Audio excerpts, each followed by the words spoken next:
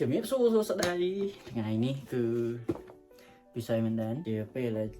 ចាំយូរហើយភ្លើងអត់ល្អទេបើលើចាត់ល្អតែអ្វីដែលពិសេសនោះគឺ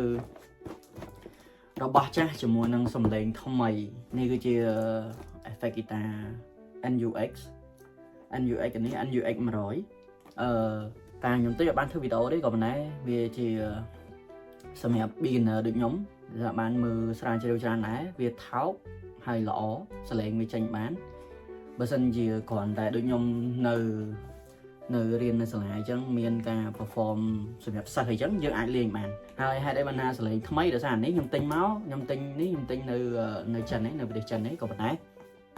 អញ្ចឹងទៅសលេងវាគឺ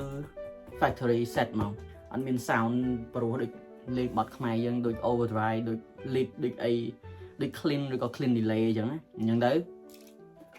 ស្វែងយល់ពីនេះឬក៏ចង់បាន model NUX ដែរក៏ប៉ុន្តែសេរីលើហ្នឹងឬក៏ពួកដែល effect guitar មិនថា Valenton ឬក៏ពួក Moore ឬក៏ Zoom អីចង់បានអាចខ្ញុំអាចជួយប្រឹក្សាអញ្ចឹងឬក៏ជួយមើលឬក៏ជួយទិញឲ្យអញ្ចឹងអូខេអញ្ចឹងនៅក្នុងប្រអប់វាបើកមកមានអាហ្នឹងហើយនឹងឆ្នាំងសាករបស់វាហើយនៅនឹងសភៅណែនាំ menu សភៅរបស់វាអញ្ចឹងចាំមើលតិចទៀតចាំតេស្តសលេងទាំងអស់គ្នាតើគេបោកសលេងទៅវាមិនដែរខុសពីអាសលេងស៊ីនរបស់វាមិនខ្លះចាំ demo អស់ទាំងអស់គ្នាអញ្ចឹងចាំជួបគ្នាតិចទៀតព្រោះឥឡូវអត់មាន speaker អញ្ចឹងចាំពេលមាន speaker ចាំតេស្តទៅបានថតទៅបានអូខេអរគុណបើកភ្លើងទៅដល់នេះថ្ងៃនេះយើងមានគេហៅ rehearse មួយអញ្ចឹងណាដូចជាតាំងពីចូលកងវិញដូចជាខាង rehearse យូរឥឡូវមករំលឹកជាគុណចាស់តិចមួយបងខាងដៃតន្ត្រីជន់អ្នកថតដល់វាមិនដឹងអីគេហើយយើងបាន sound effect ថ្មីផងអញ្ចឹងយើងកំពុងតែ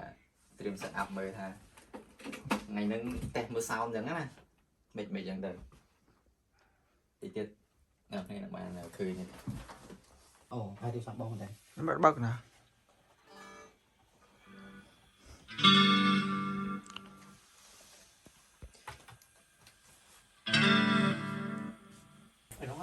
នេះeffect guitar ថ្មី